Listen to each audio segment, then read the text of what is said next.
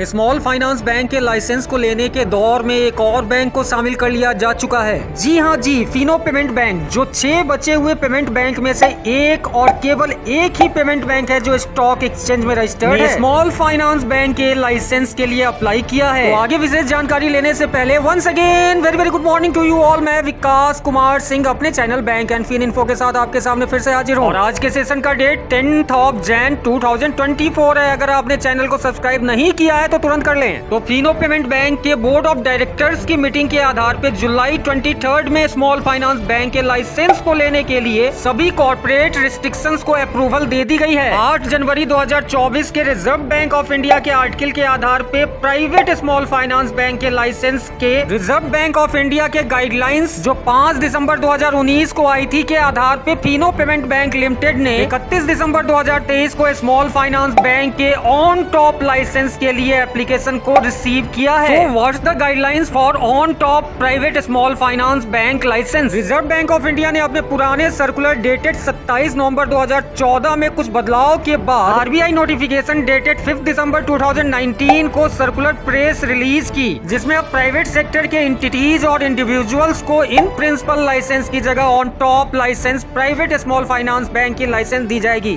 जिसमें निम्नलिखित बिंदुओं को कंसीडर की जाएगी। लाइसेंसिंग विंडो ऑन टॉप खुली रहेगी। न्यूनतम चुकता वोटिंग इक्विटी पूंजी नेट वर्थ की आवश्यकता 200 करोड़ होगी। लघु वित्त बैंकों स्मॉल फाइनेंस बैंक्स में स्वेच्छा से स्थानांतरित होने के इच्छुक प्राथमिक शहरी सहकारी bank prime urban cooperative banks के लिए स्टार्टिंग नेट वर्थ की आवश्यकता 100 करोड़ होगी, जिसे बढ़ाकर 200 करोड़ करना होगा। व्यवसाय प्रारंभ होने की तारीख से 5 वर्ष के अंदर संयोग से वर्तमान में परिचालन में आने वाले सभी एसएफबी की कुल संपत्ति 200 करोड़ से अधिक हो। ऑपरेशन शुरू होने पर एसएफबी को तुरंत शेड्यूल बैंक का दर्जा दिया जाएगा। एसएफबी के ऑपरेशन शुरू होने की तारीख से बैंकिंग आउटलेट खोलने की सामान्य अनुमति होगी। पेमेंट बैंक 5 साल के संचालन के बाद एसएफबी में रूपांतरण के लिए आवेदन कर सकते हैं, यदि वे इन दिशा निर्देशों के अनुसार अपनी पात्रता को सत्यापित कर पाते हैं तब। तो क्या आप जानते हैं पेमेंट बैंक और स्मॉल फाइनेंस बैंक में क्या अंतर है? सबसे पहले पेमेंट बैंक और small finance bank reserve Bank of India की मान्यता प्राप्त बैंक है जो डिपॉजिट ले सकती है, लेकिन पेमेंट बैंक को क्रेडिट का लाइसेंस नहीं है। वहीं स्मॉल फाइनेंस बैंक को रिजर्व बैंक ऑफ इंडिया की मान्यता से क्रेडिट करने का अधिकार है। पेमेंट बैंक केवल 1 लाख की डिपॉजिट, वहीं एसएफबी किसी भी अमाउंट की डिपॉजिट ले सकता है। Payment bank small saving account को ही ओपन कर सकता है, वहीं एसएफबी के द्वारा small business units, small and marginal frames, micro and small industry and unorganised sector entities के अकाउंट को ओपन करने का लाइसेंस है। पेमेंट बैंक को क्रेडिट कार्ड जारी करने का कोई भी लाइसेंस नहीं है, जबकि एसएफबी को ये लाइसेंस दी गई है। तो लाइसेंस के न्यूज को एक्सप्लोर करने से पहले फिनो पेमेंट बैंक के जर्नी को समझने की कोशिश करते हैं। फिनो फाइनेंशियल प्राइवेट लिमिटेड, जिसे finance and leasing private limited के रूप में भी जाना जाता था, आरबीआई के एनबीएफसी एमएफआई से रिकॉग्नाइज्ड थी,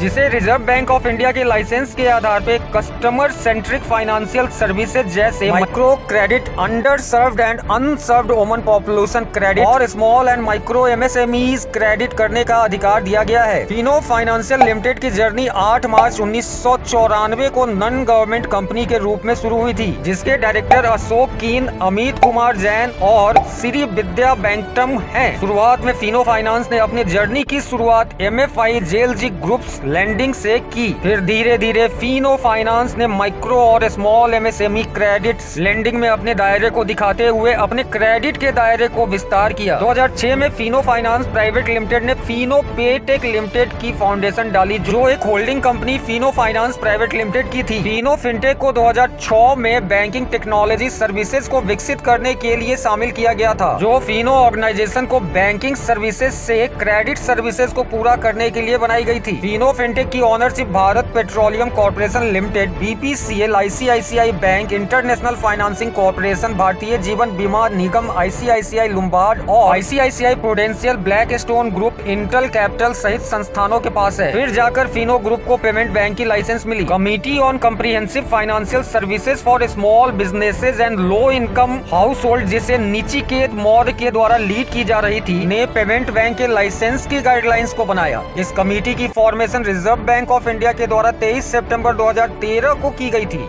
जिसने 7 जनवरी 2014 को इस बात का खुलासा किया कि एक नए बैंकिंग सिस्टम को स्ट्रक्चर की जा सकती है जिसे अब पेमेंट बैंक के नाम से जाना जाएगा। 17 जुलाई 2014 को रिजर्व बैंक ऑफ इंडिया ने पेमेंट बैंक के ड्राफ्ट गाइडलाइंस को एंटिटीज और इंडिविजुअल को लाइसेंस लेने के लिए जारी किया। वहीं 27 नवंबर 2014 को फाइनल गाइडलाइंस को जारी की गई। फरवरी 2015 को रिजर्व बैंक ऑफ इंडिया ने पेमेंट बैंक के लाइसेंस के लिए एप्लीकेशंस के लिस्ट को जारी कर दिया, जिसमें 41 एप्लीकेंट्स प्राइवेट एंटिटीज और इंडिविजुअल के थे, जिसमें पीएसयू की एंटिटीज पोस्ट ऑफिस भी थी। 19 अगस्त 2015 को रिजर्व बैंक ऑफ इंडिया ने 11 एंटिटीज को in principle licence payment bank के लिए दी, जिन्होंने आरबीआई के एक्ट्स को फॉलो किया। Public limited company under the companies act 2013, banking regulation act 1949, foreign exchange management act 1999, payment and settlement system act 2007। सभी 11 entities के नाम कुछ इस प्रकार से हैं: Aditya Birla Nuvo Limited, Airtel M Commerce Services Limited, Chola Distribution Service Limited, Indian Department of Post, Fino पे